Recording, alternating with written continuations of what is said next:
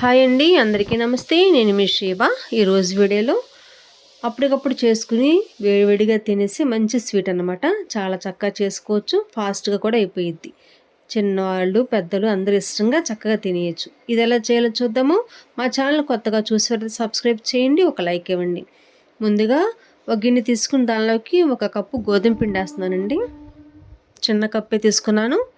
దానిలోకి 1 table spoon బియ్యం పిండి, వరిపిండి అంటాం కదా, దాన్ని 1 స్పూను తెల్ల నువ్వులు వేసుకోండి, చాలా టేస్ట్గా ఉంటుంది.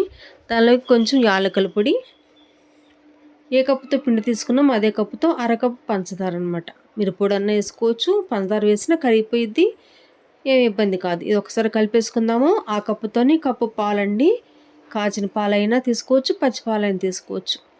ఈ కప్పు పాలు పోసాను, గట్టిగానే ఉంది కదా. దీనికి కొంచెం నీళ్లు పోస్తానండి. కప్పు పాలు పోసాం కాబట్టి 1/2 కప్పు నీళ్లు పోసాను అనమాట. ఇది కరెక్ట్గా సరిపోయిద్ది. దీన్ని బాగా ఉండలు లేకుండా కలిపేసుకోవాలి.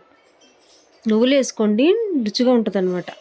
చూడండి, ఇలా కలిపేసుకోవాలి. ఉండలు ఏమి ఉండకూడదు. బాగా తిప్పుకోండి, విస్కర్తో తిప్పుకోవచ్చు, చేత్తో కలుపు లేదా స్పూన్తో కలుపుకొని ఒక 1/2 గంట రెస్ట్ ఇచ్చుకుందాం దీన్ని.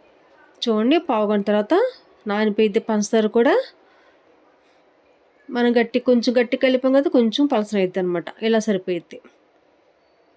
ఇలా బాగా ఇంకోసారి కలిపేసుకుందాము. స్టవ్ మీద నూనె వేడి పెట్టాను. నూనె వేడైన తర్వాత సిమ్లో పెట్టేసుకోండి మంట.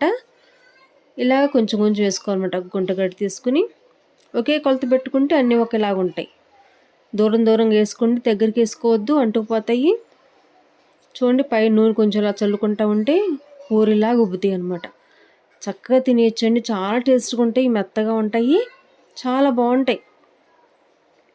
ఇంట్లో ఏమి లేనప్పుడు ఇలా పిండి కలిపేసుకుని చక్కగా చేసేయండి, పిల్లలు హ్యాపీగా తినేస్తారనమాట. ఇలా పూరిలాగా ఎలా ఉబ్బుతున్నాయి చూసారా, పొంగుతున్నాయి. మనం పిండికి మంచిగా కలిపితే ఇలా వస్తాయి అన్నమాట. చక్కగా ఇలా చేసుకోవచ్చు, అప్పటికప్పుడు చక్కగా తినేయచ్చు. 1 కప్పు కలిపేసుకున్నాం అనుకోండి, రెడీ అయిపోయింది. చూడండి, ఇలా 2 పక్కలు తిప్పుకుంటా ఇలా ఎర్రగా వేపుకోవాలి. అప్పుడు బాగుంటాయి, లోపల కూడా చక్కగా ఎగుతాయి. ఇలాగ మనం ఎంత పిండి ఉంటే అన్ని సార్లు వేసేసుకోవాలి. దూరం దూరంగా వేసుకోండి. నూనె కొంచెం పైన ఇలా చల్లుకుంటూ ఉంటే పొంగుతాయి, బాగా పొంగుతాయి. వెయ్యిగా తిప్పొద్దు, 1 నిమిషం ఆగినా తిప్పుకొని మంటలు మీడియంలో పెట్టుకొని కాల్చుకోవాలి. ఇలా కాల్చేసుకోవాలండి. చూడండి, కొత్తగా చూసారైతే కనుక ఎవరైనా అయితే మా ఛానల్ సబ్స్క్రైబ్ చేయండి, మా ఛానల్కి సపోర్ట్ చేయండి. ఇలా ఎర్రగా వేపేసుకోవాలి. చూడండి ఎంత బాగున్నాయో. పళ్ళేని వాళ్ళు కూడా చక్కగా తినేయచ్చు అనమాట, మెత్తగా ఉంటాయి. చూసారా, చక్కగా ఇలా వేపేసుకోవాలి. కప్పు పిండికి ఎన్నైనా చూసారా, చక్కగా ఇంట్లో అందరూ కూడా తినేయచ్చు అనమాట. చాలా బాగుంటాయి, టేస్ట్ కూడా చాలా బాగుంటుంది. నువ్వులు వేసుకోవటం వల్ల గట్టిగా ఉండవు, చక్కగా ఉంటాయి. ఇలా చేయండి. నచ్చితే ఒక లైక్ ఇవ్వండి, షేర్ చేయండి. ఓకే అండి, బాయ్.